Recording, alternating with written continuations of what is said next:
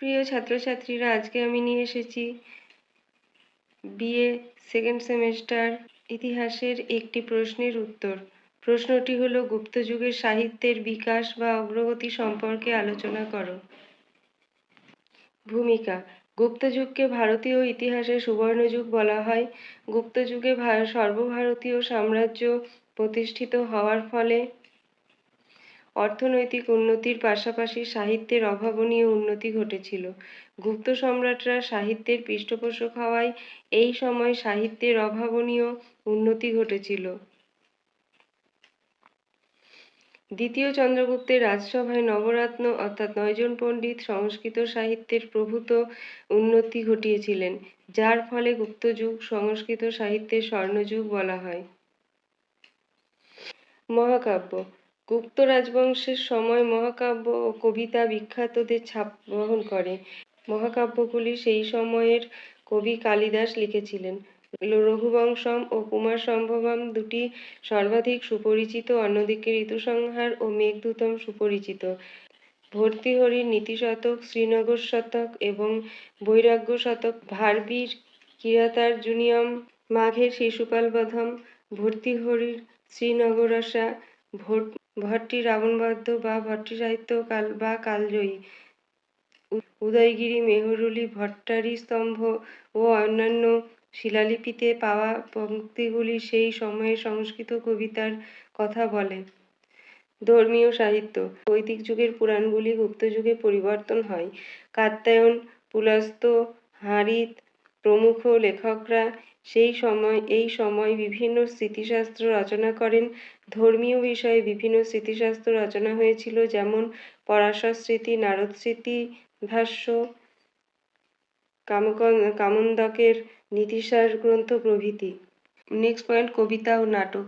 গুপ্ত যুগে একটি স্তবক সহ শতক নামে এক ধরনের কবিতার ধরন দেখা যায়, যার প্রকৃষ্ট উদাহরণ ভর্তৃহরি রচিত শৃঙ্গার শতক এবং নীতি শতক।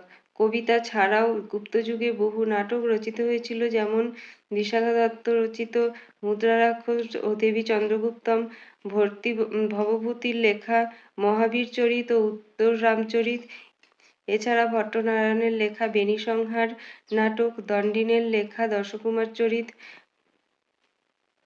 সুবন্ধুর লেখা বাসবদত্তা প্রভৃতি গ্রন্থগুলি গুপ্ত যুগের এক অনন্য সৃষ্টি। দার্শনিক কাজ: গুপ্ত রাজবংশের সময় ভারতীয় দর্শন খ্যাতির শীর্ষে পৌঁছেছিল। এই সময়ের একটি রচনা শাস্তিতন্ত্র সাংখ্য দর্শনের অন্তর্দৃষ্টি দেয়। গুপ্ত সাম্রাজ্যের সময় যোগ দর্শনের অগ্রগতি ব্যাসের ভাষায় প্রতিফলিত হয়েছিল। ন্যায় দর্শনের গুরুত্বপূর্ণ বইগুলির মধ্যে রয়েছে ধর্মকীর্তির ন্যায়বিন্দু, বাৎসায়নের ন্যায় ভাষা।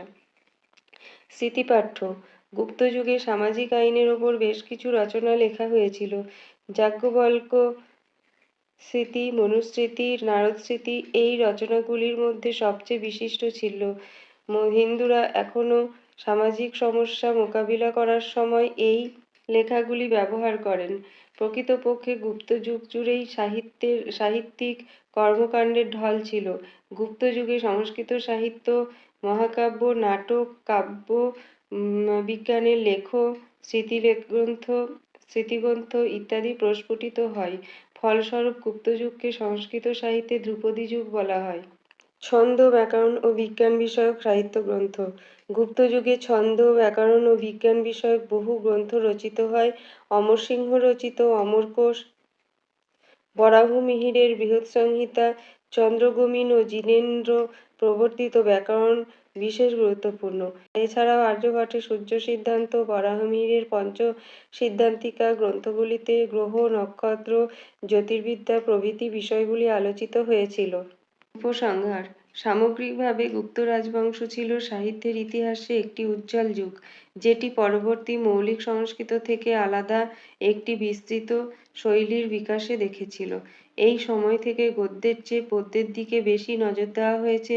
সংস্কৃত ছিল গুপ্তদের রাজসভার ভাষা এবং সেই সময়কাল যথেষ্ট ব্রাহ্মণ্যবাদী পবিত্র লেখা তৈরি হয়েছিল এই সংস্কৃত থেকেই।